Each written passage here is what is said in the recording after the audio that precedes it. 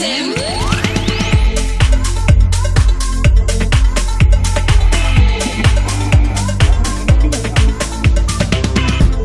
Bonjour à toutes et à tous et bienvenue sur Comme Azur, la radio qui t'aime. Vous allez découvrir plusieurs thématiques proches de vous, des thèmes que vous aimez. Tout d'abord, je vais vous présenter mes trois invités qui sont Célia, qui va nous parler des bons plans étudiants. Bonjour Célia. Bonjour. Ensuite, on part avec Carla sur les bons plans pour associer sa vie étudiante et sa formation. Bonjour. Salut. Et pour finir, Amaris qui va nous parler de la cuisine locale, plus particulièrement le pambagna. Hello Caro. Salut. Alors commençons, les bons plans avec Célia. De quoi viens-tu nous parler aujourd'hui ? Alors aujourd'hui, je viens vous parler des bons plans pour les étudiants, car nous savons tous ici qu'avec l'inflation, ce n'est pas toujours facile. Et effectivement, et plus précisément Célia ? Alors je vais vous parler de Too Good To Go et de la carte étudiante. Ah oui, Too Good To Go, c'est vrai que j'en ai déjà entendu parler. Est-ce que tu peux m'expliquer un petit peu plus le concept ? Alors Too Good To Go est une application mobile gratuite qui met en relation les utilisateurs avec les supermarchés, les boulangeries ou encore les fleuristes, afin de leur proposer des invendus à des prix réduits, sous la forme de paniers à saveur. Ça peut être super intéressant pour nous, les étudiants. Est-ce que tu peux me donner un exemple de panier typique que l'on peut trouver sur Too Good To Go ? Ah oui. Alors généralement pour les supermarchés, il y a des dates limites avec très souvent des yaourts, de la viande ou des fruits et des légumes, dits moches. Ok, et pour le processus, est-ce que tu peux nous en dire un peu plus ? Oui, alors Too Good To Go, c'est 3 étapes. Je télécharge l'application, je commande et je paye en ligne, et je vais chercher mon panier. Le lien sera déposé dans la description de la vidéo si jamais vous souhaitez l'installer. Eh bien, vous voyez, ça a l'air assez simple. Et est-ce que toi, tu as déjà essayé ? Oui, bien sûr, j'ai déjà essayé. D'ailleurs, j'ai économisé 200 € en sauvant 18 paniers, ce qui équivaut à 45 kilos de déchets en mois. C'est incroyable. Et j'ai surtout une question qui revient souvent en ce moment, c'est la carte étudiante. Est-ce que tu sais quand est-ce qu'elle sera disponible ? Oui, la carte étudiante sera bientôt disponible, mais en attendant, vous pouvez présenter votre attestation de scolarité. Est-ce que tu peux nous dire les avantages de cette carte ? Qu'est-ce qu'on peut faire ? Il suffit de présenter votre carte d'étudiant à l'accueil ou à la caisse afin de bénéficier de réductions.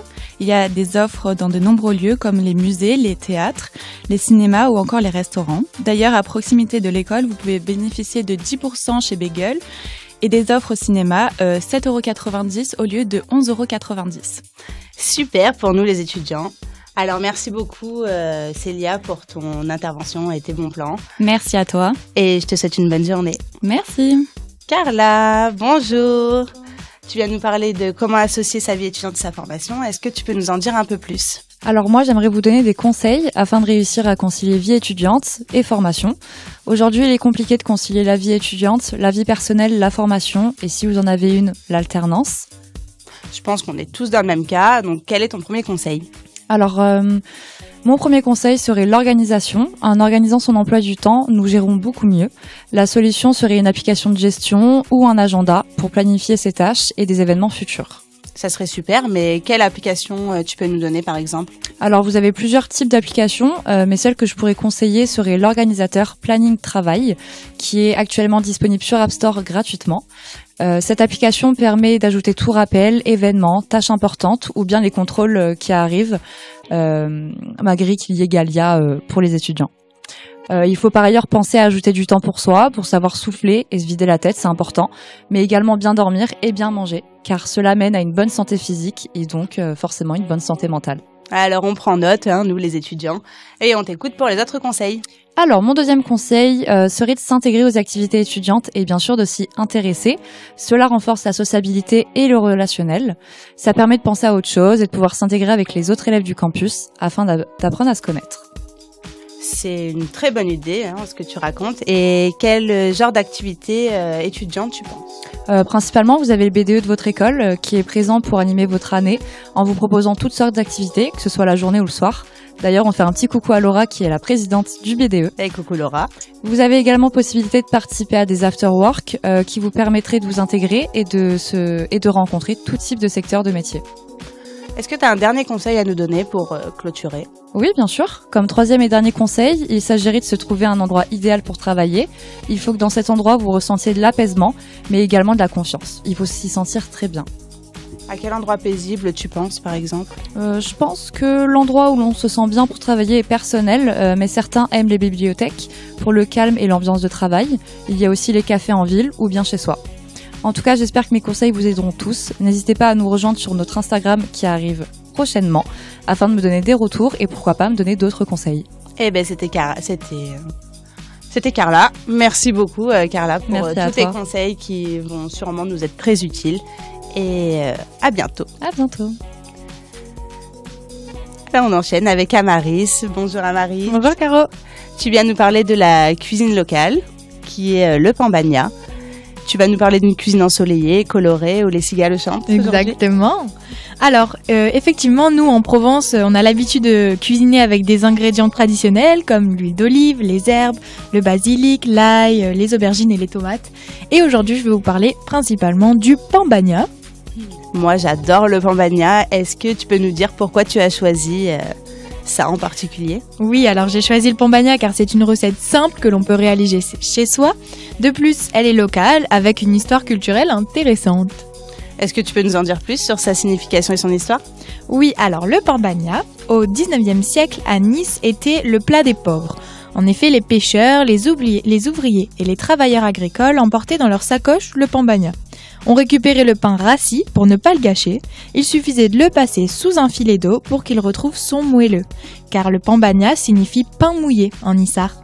C'est une super anecdote que tu viens de nous raconter. As-tu une recette à nous partager? Oui, alors, le pambagna est garni d'une salade niçoise, c'est-à-dire de tomates, de quelques légumes de saison, de filets d'anchois ou de thon pour les plus riches, de dur, de basilic et d'huile d'olive. Je vois que c'est assez simple de réaliser ta recette. Sinon, tu sais où est-ce qu'on peut en acheter dans le coin? Oui, bien sûr. Alors, on en trouve dans toutes les boulangeries locales. On en mange particulièrement l'été. Mais on peut aussi en trouver à la boulangerie Ange, à côté de l'école. N'hésitez pas à tester les différents pambagnas du coin et nous en dire plus sur lesquels vous avez préféré. Merci beaucoup, Amaris. Avec plaisir. Merci à toi, Caro. Et nous allons clôturer cette première partie. Et nous revoilà de retour avec 3 nouveaux invités qui sont Mehdi qui va nous parler d'actu événements. Bonjour Mehdi. Bonjour. Maëlys qui va nous présenter Break de Flore. Salut Caro. Et pour finir, Chloé qui va aborder Necfeu aujourd'hui. Hello Caro. Alors, nous allons commencer avec Mehdi qui va nous parler des actus événements du coin. Alors, de quoi vas-tu nous parler aujourd'hui, Mehdi? Eh ben alors écoute, aujourd'hui j'ai décidé de vous parler de 2 événements assez distincts. Premièrement, je vais vous parler d'un concert qui se déroulera sur la Côte d'Azur du rappeur Ninho, et ensuite d'un film qui est sorti récemment au cinéma. Très intéressant, et du coup, est-ce que tu peux nous dire un petit peu plus au sujet de ce rappeur Ninho? Mais bien sûr, alors Ninho est un rappeur freestyler, chanteur aussi d'origine franco-congolaise, avec ses 60 singles d'or, 90 de platine et 50 de diamant, et ses innombrables ventes de disques. Il détient une discographie digne d'un grand artiste français. Je sais pas si tu le savais, mais il est aussi appelé le recordman du rap. Ah non, je ne savais pas. Ok. C'est le premier artiste à dépasser les 200 singles certifiés. Ok, et comment on peut se procurer les places si on a envie d'aller le voir en concert? Eh ben, figure-toi que la bonne nouvelle, c'est qu'il est en tournée dans toute la France en 2024. Et comme je l'ai dit précédemment, il passe au Palais Nicaïa à Nice le 15 février. Vous pouvez trouver les places facilement aux alentours, entre 48 et 55 euros sur Internet facilement. Moi, j'aime bien Ninho, et toi, tu l'écoutes personnellement? Eh ben, pas énormément, j'écoute quelques sons, mais pour moi, ça reste quand même un grand artiste. Effectivement. Et est-ce que tu as d'autres événements à nous proposer pour nos petits apprentis aujourd'hui? Bien sûr, aujourd'hui, on va se tourner aussi au niveau du cinéma, avec la sortie du film d'horreur Five Nights at Freddy's. Oh là là, rien que le nom m'effraie. Est-ce que tu peux nous en dire un petit peu plus? Bien sûr, en fait c'est l'histoire de Mike, un jeune homme qui s'occupe de sa petite sœur Abby de 10 ans. Et il est toujours un peu hanté en fait par la disparition jamais élucidée de son petit frère il y a une dizaine d'années en arrière. Et récemment en fait licencié de son travail. Et pour pouvoir garder la garde de sa petite sœur, il est obligé de retrouver un emploi. Et du coup il accepte une offre dans un restaurant désaffecté qui s'appelle Freddy Fazbear Pizza. Mais en fait, il tarde rapidement à se rendre compte des événements assez surnaturels qui se passent là-haut. Et avec l'aide de l'agent de police Vanessa Shelley, il est confronté la nuit à différents événements surnaturel. Très bien, Mehdi. Bon, personnellement, je n'irai pas le voir, mais si ça peut en intéresser quelques-uns, pourquoi pas se rendre au cinéma pour le voir. Merci. Merci beaucoup, Mehdi. Nous passons à Maëlys qui va nous présenter Break the Floor. Bonjour. Bonjour Caro. Aujourd'hui, je suis là pour vous parler d'un événement phare pour les danseurs et jeunes canois, Break the Floor, qui aura lieu au Palais des Festivals le dimanche 21 janvier 2024. Est-ce que tu peux nous expliquer un petit peu le concept de Break the Floor ? C'est simple, c'est une compétition internationale de danse, spécialement de break, qui a lieu tous les ans au Palais des Festivals depuis 2007. C'est le rendez-vous à ne pas manquer pour tous les amateurs de danse, qui auront l'occasion d'admirer les meilleures équipes de break du monde. Et c'est sous la forme de battle qu'ils seront évalués pour élire le gagnant de l'année. C'est un super concept, ça donne envie. Mais c'est qui va les juger du coup ? Ce sont des jurys de professionnels qui maîtrisent le vaste alphabet technique de la discipline. Au premier rang, nous avons 3 danseurs et champions de break, Rota Alex, Lucy Sky et Thuil Ilkev, champion du monde en 2001. Les danseurs et danseuses se produisent tour à tour, seuls, en duo ou en équipe, et les éliminations vont s'enchaîner avec l'avis des juges et soutien du public.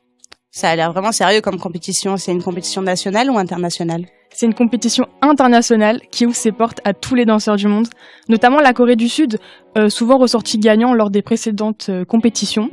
Il y a une immense bienveillance entre tous les danseurs chaque année. La compétition offre l'opportunité de voir s'exprimer tout danseur passionné.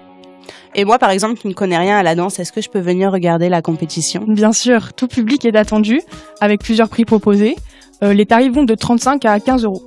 Alors, on peut dire que c'est un bon plan pour les jeunes. C'est ça, les jeunes de moins de 26 ans ont un prix avantageux, pratiquement à la moitié du tarif plein, afin que tous les jeunes aient accès à l'art de la danse et puissent admirer la compétition au Palais des Festivals à Cannes. Eh ben, profitez-en et rendez-vous à Cannes pour regarder Break the Floor.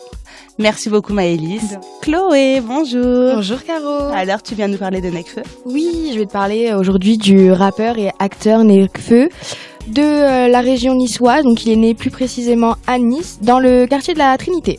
Ah, il est né ici alors ? Oui. C'est intéressant. Et pourquoi il s'appelle Nekfeu ? Alors, son prénom est Ken, donc il a mis à l'envers pour faire Nek, puis ses amis l'ont surnommé Nek le Fennec. Et avec le temps, un mélange de ces surnoms s'est formé pour faire Nekfeu. Est-ce que tu peux nous dire avec quel tube il a été connu ?